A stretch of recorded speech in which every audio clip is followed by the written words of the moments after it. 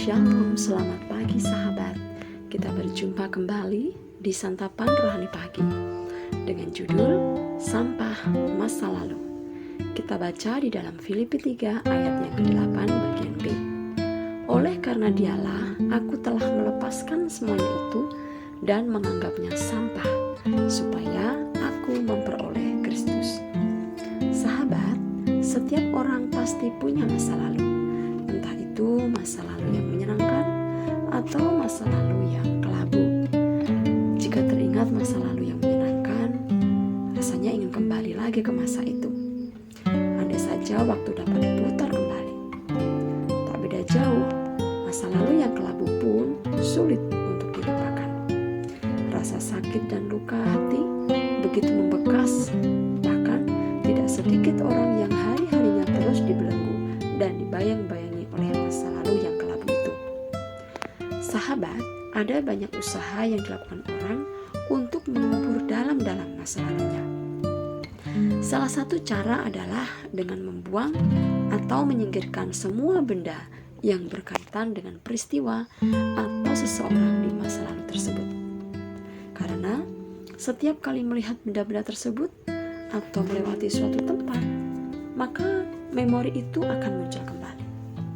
Meski demikian, tak semua orang bisa melupakan masa lalunya dengan cara yang demikian. Rasul Paulus juga memiliki masa lalu, tapi ia terus berjuang untuk tidak dibelenggu oleh masa lalunya. Filipi 3 ayat 13 berkata demikian. Aku melupakan apa yang telah di belakangku dan mengarahkan diri kepada apa yang di hadapanku. Itulah tekad Paulus untuk melupakan masa lalunya. Rasul Paulus dapat melupakan masa lalu sebab ia mengarahkan pandangannya atau berfokus kepada janji firman Tuhan. Di dalam Filipi 3 ayat yang ke-14, berlari-lari kepada tujuan untuk memperoleh hadiah, yaitu panggilan surgawi. Sahabat, selama kita masih berkutat dengan masa lalu, kita tidak akan pernah bisa maju, tidak akan pernah bisa mengembang ke kanan dan ke kiri. Dengan kata lain, masa lalu hanya akan menjadi penghalang untuk kita meraih semua impian kita. Rasul Paulus menegaskan di dalam 2 Korintus 5 ayat 17, siapa yang ada di dalam Kristus, ia adalah ciptaan baru, yang lama sudah berlalu, sesungguhnya yang baru sudah datang. Ini artinya kita harus menanggalkan manusia lama dan hidup sebagai manusia yang baru. Salah satu upaya menanggalkan manusia lama adalah dengan melupakan masa lalu seperti yang dilakukan Rasul Paulus. Masa lalu sudah berlalu dan tak mungkin terulang kembali, karena waktu pasti terus berjalan maju. Memang ada sebagian orang yang membangga-banggakan masa lalu karena diwarnai prestasi dan kejayaan. Tetapi ada pula yang sulit sekali melupakan masa lalu karena penuh dengan hal-hal yang tidak menyenangkan. Bahkan dihiasi dengan kegagalan atau hal-hal lain yang menimbulkan trauma yang berkepanjangan. Jika kita terus dibayang-bayangi oleh masa lalu, sampai kapanpun kita tidak akan pernah bisa move on. Sahabat, sejak berjumpa Kristus, Paulus mengalami perubahan hidup, sehingga bisa berkata bahwa masa lalu atau segala sesuatu yang telah ia raih di luar Kristus tak lebih dari sampah yang tidak berguna.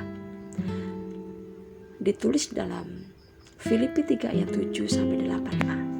Apa yang dahulu merupakan keuntungan bagiku, sekarang kuanggap rugi karena Kristus. Malahan segala sesuatu kuanggap rugi karena pengenalan akan Kristus Yesus Tuhanku lebih mulia daripada semuanya. Hidup kita pun akan berubah, sahabat, jika kita punya penyerahan diri yang penuh kepada Tuhan. Kita akan mengalami jamahan tangan Tuhan, sebab jamahannya itu selalu membawa perubahan, pemulihan, kesembuhan, dan mujizat. Paulus yang dulunya adalah penganiaya jemaat, kini mengabdikan seluruh hidupnya bagi Kristus dan rela mati bagi Dia. Nah, sahabat, supaya dapat mengalami perubahan hidup yang sesungguhnya, kita harus turut disalibkan bersama Kristus, memiliki penyerahan diri kepada Tuhan, punya tekad kuat untuk meninggalkan masa lalu atau kehidupan lama. Jika kita sudah meninggalkan kehidupan lama, jangan lagi menoleh ke belakang seperti yang dilakukan oleh istri Lot yang akhirnya menjadi tiang garam. Sebagai ayat penutup, kita baca dalam Galatia 2 ayat 20a. Aku hidup, tetapi bukan lagi aku sendiri yang hidup, melainkan Kristus yang hidup di dalam aku. Inilah arti perubahan hidup. Puji Tuhan, sahabat. Demikian renungan pagi kita hari ini melalui santapan rohani pagi. Kiranya boleh membawa hidup kita terus maju, bangkit bersama Tuhan, mengejar hadiah yang Tuhan sudah persiapkan, yaitu mahkota kehidupan. Kita akan berdoa. Bapa, terima kasih untuk masa lalu yang Tuhan izinkan terjadi dalam hidup kami. Entah itu masa lalu yang tidak menyenangkan, terlebih masa lalu yang menyenangkan. Dan biarlah melalui masa lalu itu kami boleh belajar untuk lebih menyerahkan hidup kami kepada Tuhan, berserah penuh kepada Tuhan. Dan kalaupun masa lalu kami itu adalah masa lalu yang kelam, yang kelabu, biarlah itu semua kami menganggapnya sampah, dan kemudian kami boleh bangkit kembali dengan pertolongan Roh Kudus.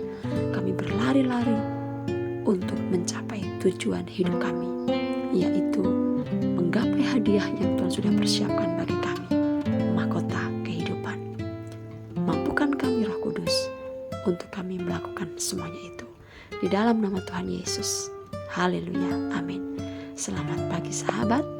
Selamat beraktivitas dan Tuhan Yesus memberkati. Amin.